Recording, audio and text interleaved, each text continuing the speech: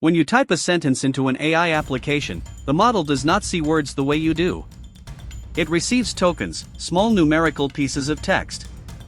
Those pieces consume a limited context window, and every one contributes to latency and cost. Let us build that mental model visually.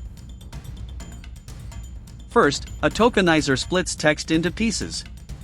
A piece might be a whole word, part of a word, punctuation, or whitespace. Each piece maps to a numeric token ID, and the model processes those IDs. Different model families use different tokenizers, so the same sentence can produce a different token count. This is why character count is a weak estimate.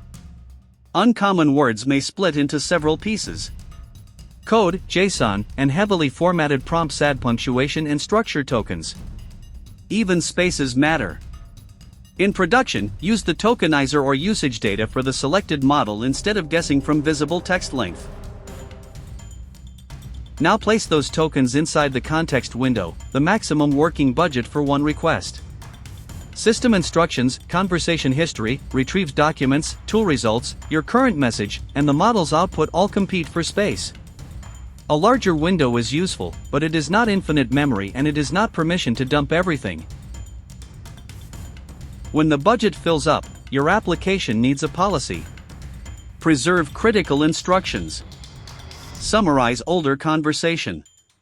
Retrieve only relevant knowledge. Compress or truncate large tool results safely. If you simply remove the oldest bytes, you may cut away a rule or split structured data and create failures that look random.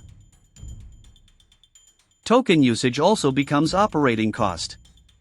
The basic equation is input tokens multiplied by the input rate, plus output tokens multiplied by the output rate.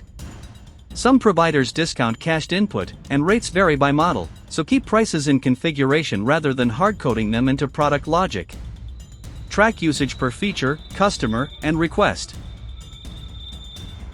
The practical loop is simple. Count tokens with the correct tokenizer, budget context before sending the request, prioritize the information that changes the answer, and measure real usage afterward. Once you see prompts as a limited data structure instead of a magical text box, LLM systems become much easier to design.